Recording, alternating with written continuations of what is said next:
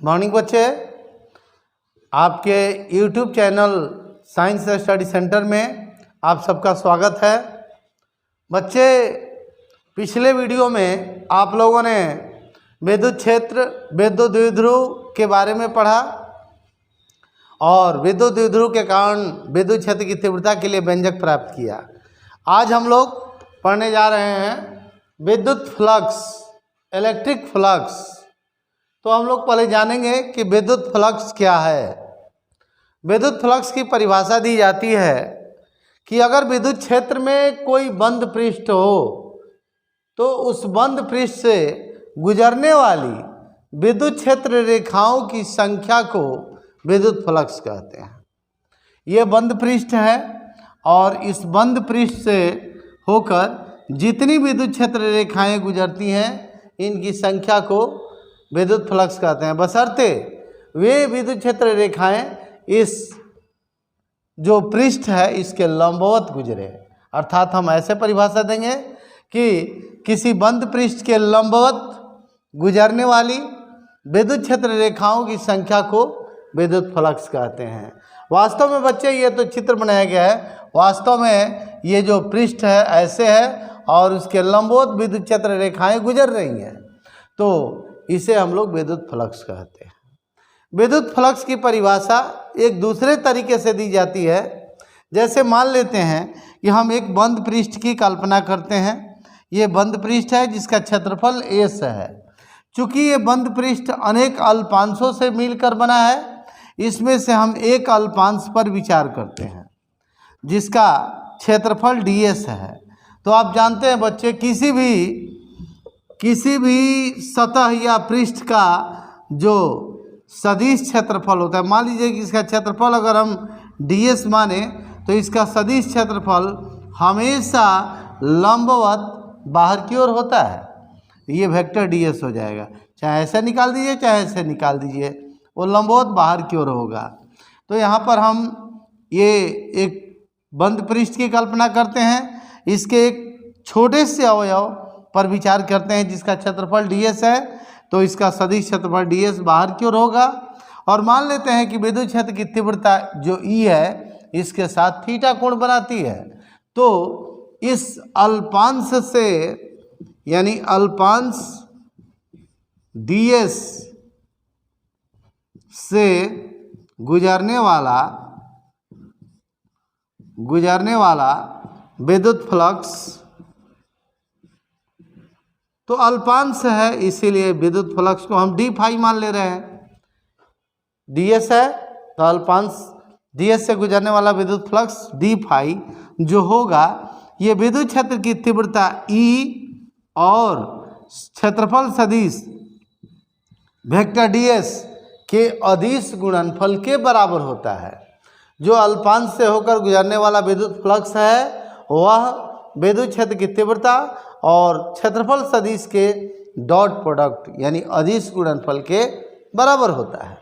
अब बच्चे लोग आप देख सकते हैं कि डी फाई बराबर E डॉट ds हो जाएगा E ds कॉस थीटा। क्यों? हम लोग जानते हैं भाई, पढ़े हैं 11th क्लास में, A डॉट B बराबर AB कॉस थीटा। तो ये तो इस अल्पांश से होकर गुजरने वाला विद्युत फ्लक्स हो गया। अब अगर थीटा का मान 0 डिग्री हो, अर्थात विद्युत क्षेत्र जो है पृष्ठ के तल के समांतर हो, तो ds और E के बीच में 0 डिग्री का कोण बनेगा। तो यदि हम कह दें थीटा इक्वल टू 0 डिग्री, तो डी फाई बराबर क्या हो जाएगा? E ds cos 0 degree. ये कॉस 0 डिग्री हो जाएगा। तो कॉस 0 डिग्री का वैल्यू 1, तो डी फाई क्या हो गया? E ds। तो ये तो एक छोटे से अल्पांश से होकर गुजरने वाला विद्युत फ्लक्स हो गया। तो इस पूरे पृष्ठ से होकर गुजरने वाला विद्युत फ्लक्स क्या हो जाएगा? अतः हम कह सकते हैं कि अतः पूरे पृष्ठ का क्षेत्रफल कितना माना गया है? S। पूरे पृष्ठ S से होकर गुजरने वाला गुजरने वाला विद्युत फ्लक्स जो है उसको हम लोग अगर फाई कह दें तो फाई बराबर क्या हो जाएगा, इंटीग्रेशन डी फाई, क्योंकि ऐसे ऐसे। अतः बच्चे पूरे पृष्ठ एस से होकर गुजरने वाला विद्युत फ्लक्स फाई बराबर क्या हो जाएगा, ये अल्पांश से जो गुजरने वाला विद्युत फ्लक्स है उसका इंटीग्रेशन हो जाएगा, क्योंकि ऐसे ऐसे बहुत सारे अल्पांशों से ये मिलकर बना है। तो ये डी फाई का इंटीग्रेशन हो जाएगा, यानी phi equal to integration d phi का वैल्यू पुट कर दीजिए, E d s, E constant है बाहर निकल जाएगा, इंटीग्रेशन में डी एस, इसीलिए फाई बराबर क्या हो गया भाई, ई इंटू एस। ये हो गया विद्युत फ्लक्स का सूत्र। तो हम कह सकते हैं कि विद्युत फ्लक्स बराबर हो जाएगा विद्युत क्षेत्र, ई माने विद्युत क्षेत्र गुणे क्षेत्रफल, एस क्षेत्रफल है। अब आप एसआई मात्रक बना सकते हैं, यहाँ से देख सकते हैं एसआई मात्रक क्या होगा। इसका एसआई मात्रक विद्युत क्षेत्र की तीव्रता का मात्रक होता है न्यूटन पर कूलाम, गुणे क्षेत्रफल का मात्रक मीटर स्क्वायर। तो हम लोग कह सकते हैं कि इसका मात्रक जो होगा न्यूटन पर कूलाम मीटर स्क्वायर या न्यूटन मीटर स्क्वायर पर कूलाम, हम दोनों बात में कोई भी बोल सकते हैं, न्यूटन मीटर स्क्वायर पर कूलाम।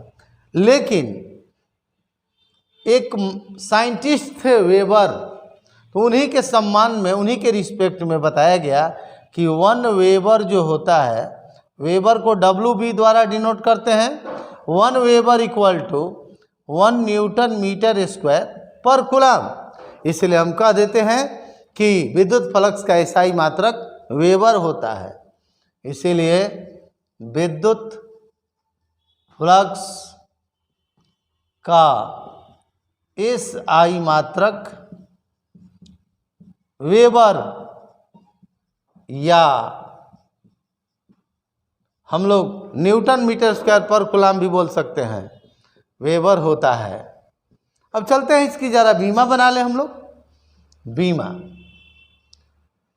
देखो बच्चे, विद्युत क्षेत्र की बीमा क्या हो जाएगी, ML T के पावर -3 A के पावर -1।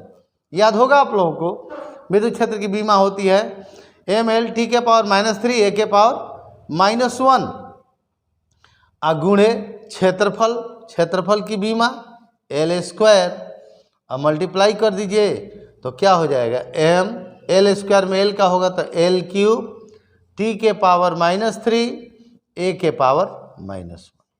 तो बीमा हो गई M L के पावर 3 T के पावर -3 A के पावर -1। ये मात्रक और बीमा हो गया। अब हम बता सकते हैं कि विद्युत फ्लक्स धनात्मक, ऋणात्मक और शून्य तीनों हो सकता है। धनात्मक कब होगा भाई, जब मान लीजिए कि ये कोई सतह है और विद्युत क्षेत्र की तीव्रता या विद्युत क्षेत्र रेखा ऐसे गुजर रही है, ऐसे विद्युत क्षेत्र की दिशा है, इस तरह हम कह सकते हैं ऐसे है। अगर हम यहाँ पर अल्पांश ले लें, यहाँ पर एक अल्पांश पर विचार करें, इस क्षेत्र में इसका क्षेत्रफल सदिश ds हमेशा बाहर की ओर होगा, या ds1 कह दें इसको, ds1 बाहर होगा। तो बताइए जब ds1 और ई दोनों एक ही दिशा में है तो थीटा का वैल्यू कितना डिग्री हो जाएगा, 0 डिग्री। तो थीटा का वैल्यू 0 डिग्री हो जाएगा, तो यहाँ से विद्युत फ्लक्स d∅1 बराबर क्या हो जाएगा, EDS 1 cos 0 डिग्री हो जाएगा। क्योंकि बच्चे देखो E इस दिशा में है और DS भी इसी दिशा में होगा। क्षेत्रफल सदिश हमेशा लंबवत बाहर की ओर होता है, तो EDS दोनों के बीच का कोण कितना होगा, दोनों एक ही डायरेक्शन में है तो 0 डिग्री होगा। तो क्योंकि फार्मूला हमारा क्या होता है, EDS cos थीटा, देखिए यहाँ पर EDS cos थीटा, तो विद्युत फ्लक्स का EDS cos theta 0 degree, cos 0 degree का मान 1 होता है, यानी हम कह सकते हैं EDS 1।